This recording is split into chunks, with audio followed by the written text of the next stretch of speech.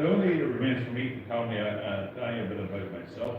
My name is Bob Curran. I am not like many of the rest of you around here who are terrific artists and entrepreneurs.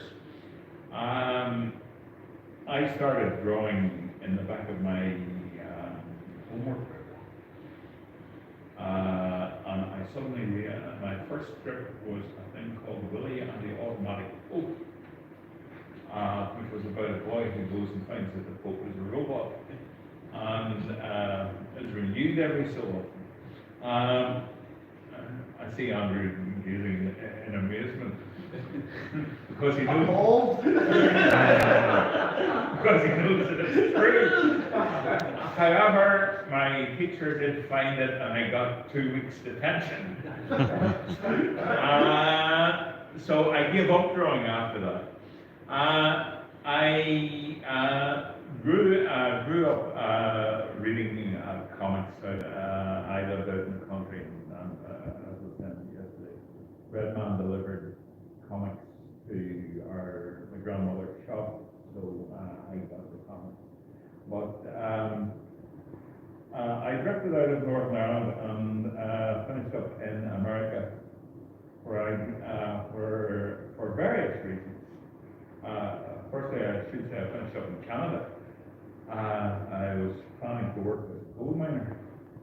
Do you see what education could have missed?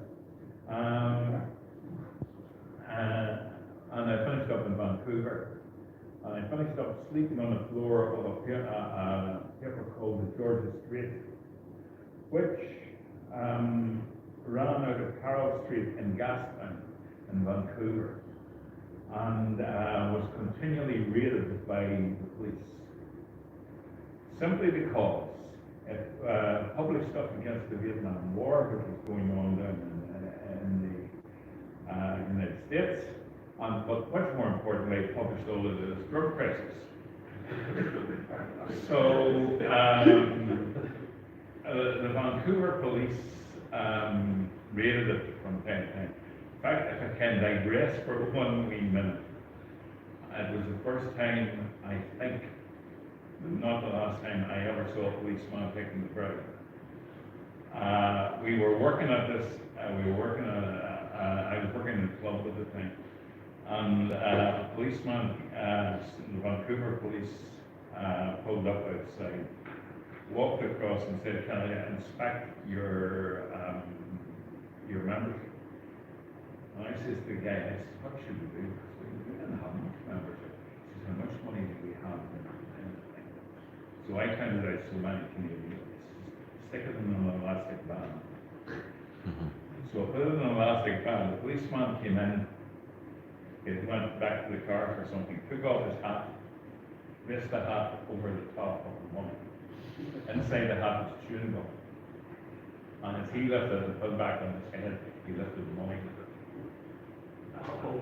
So there's a tip for everybody.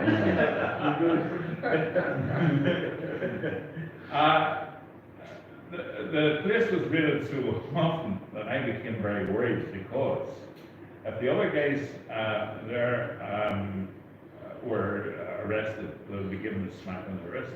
I would be deported because my work visa had run out. So a crowd of boys said, "We're going down to San Francisco." I said, "Well, if you want, I'll come with you." So headed down to San Francisco, and this was at the end of the 1960s. And lived in a place called Russian Hill, which is just up above the crossover between Height and Ashbury, which was a big hippie quarter. So I grew my hair, put on a camouflage jacket, and ran a small press out of a back bedroom, which produced a number of things which you wouldn't get away with now. I'm going to say these things, but I now respect those, so and don't mention it if you ever meet my wife. We had things like Pierre the Pansy Pirate. We had Mincemeat Pete. which was long before Brokeback Mountain. We had Fowler, we had El Borracho, if you speak Spanish, you know that means drunk, stuff like that. So we pushed that out, and we pushed it through that's called head shops. Head shops were where you could buy rolling things for making joints. I shudder to tell you that there was a lot of dope going on. No.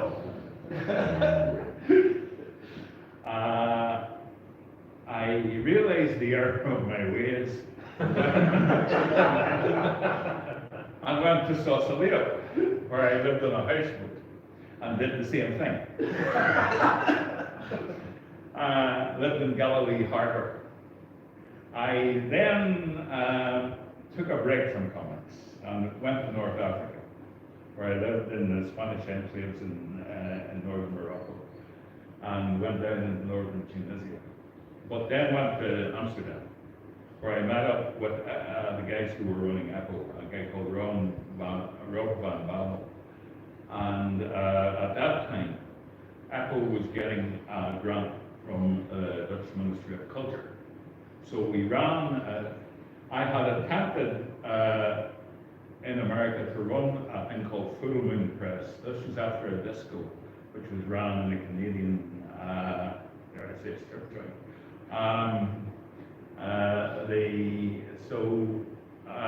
Full Moon, I tried Full Moon in Amsterdam, it didn't work.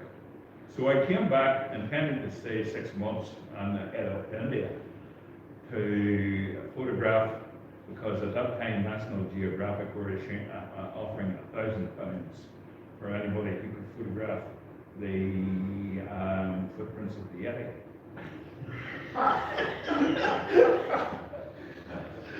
However, so we had planned to go to Gangtok in September. I met with a guy called Lee Paris, whom some of you may know. He ran Alchemy Press in Notting Hill. And he was a guy who claims, anyway, to have discovered Brian Boland, the artist. But he said, look, he and I had published a thing called The Guide to the East. So I said, this is for me. So I put into the Indian High Commission